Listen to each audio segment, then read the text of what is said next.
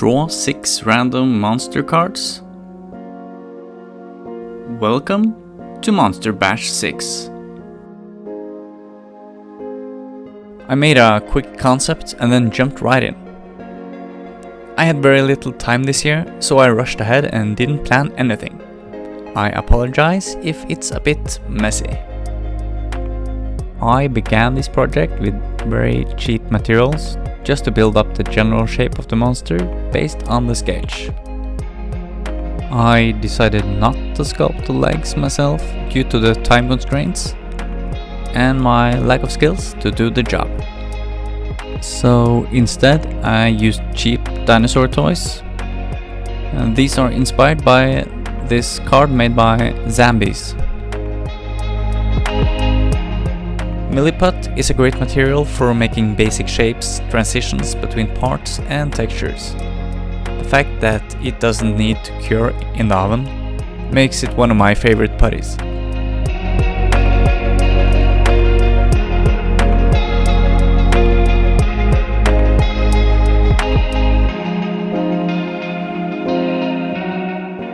The skin and the back half of the monster were inspired by this card made by Tanner. The dino toys were already destroyed, so I decided to salvage some more parts, like the teeth, instead of making them myself.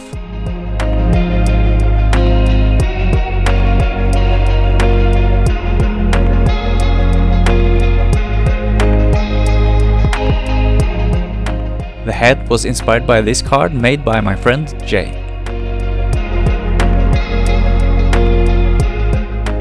The eyes were inspired by this card made by Caffeinated Miniatures. Many of the crafters who provided cards for this year's Monster Bash have made their own monsters and videos. I highly recommend you check out the playlist with the other build videos. Link in the description. The flower-inspired shapes on the monster's back were inspired by this card from Noe. After gluing the flowers to the monster's back and adding some plaster to give a crusty texture, I had to leave for a couple of weeks to attend to my son's cancer treatment. If you didn't know, I'm hosting an art challenge and fundraiser for childhood cancer research called Crafting for Hope. I only wish I had someone who could explain it to you much better than I ever could.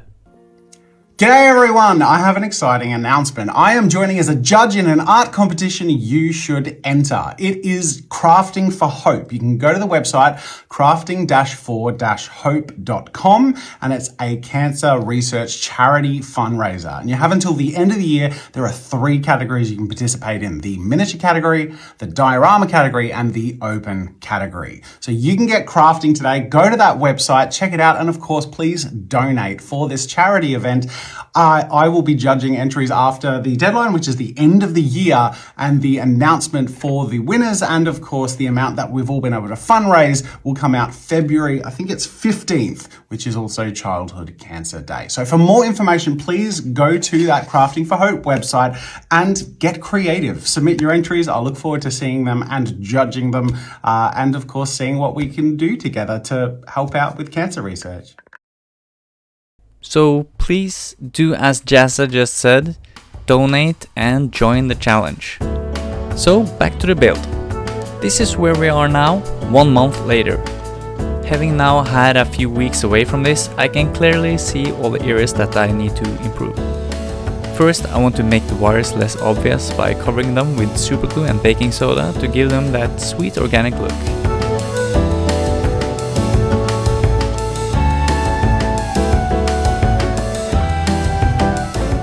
Then I covered the tail area with more Milliput. I experimented with using a lot of water to make the surface really smooth, and it works quite well.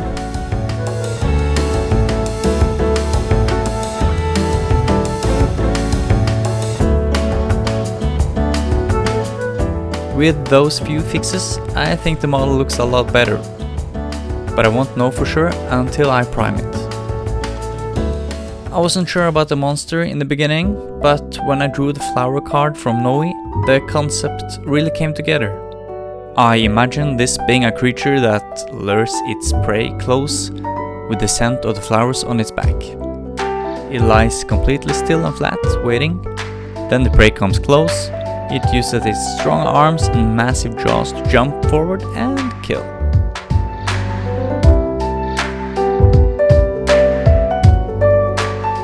Light blue and bright red are quite bad camouflage colors though, so the scent must be amazing. It doesn't really matter, I like the colors and I want the monster to be cool, not necessarily logical.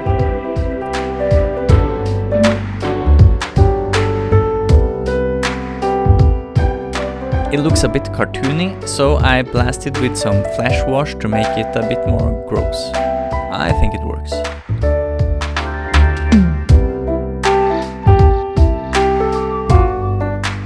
A dark wash makes the eyes stand out more from the body.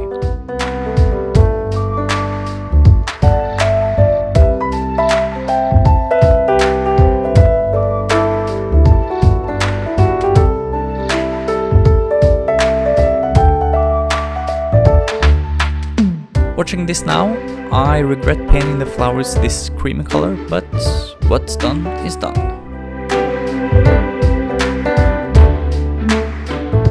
The teeth are painted white and then toned down with a brown-red flesh wash. The flesh wash makes it a bit dark and flat, so I bring back some light blue highlights with a sponge. Finally, I can start working on the base. I make an outline of the monster as a guide for what comes next. The bone scatter is a base element inspired by my last Monster Bash card made by Taron over at Conjured Craft.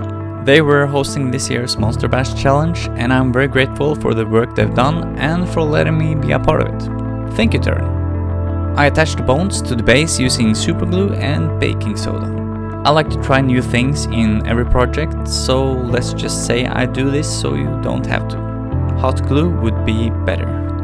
Also, mixing plaster before adding it to the base would be better, though this isn't a complete failure, just very messy and hard to control. I add more rocks, sand and tea to the base before gluing everything together using watered down mud varnish.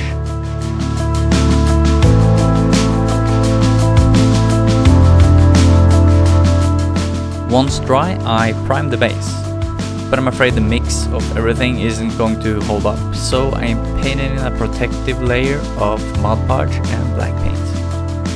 When that dries, I paint the base with my airbrush. Bone white on the bones and different browns and yellowish browns on the ground.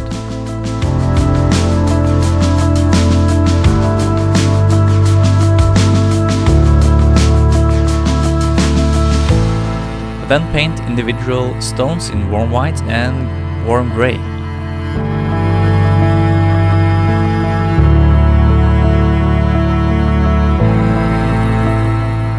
Then dust the base with a mix of these colors. To bring everything together and make it less flat, I paint on a layer of dark brown wash.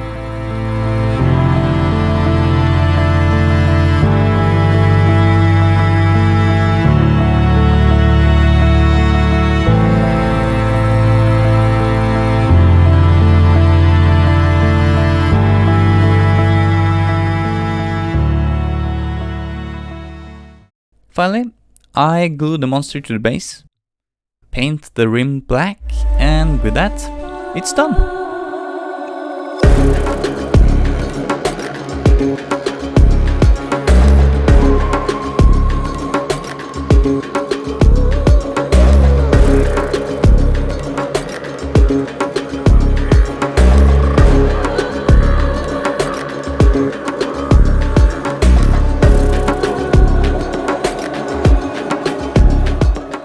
Thank you very much for watching my video.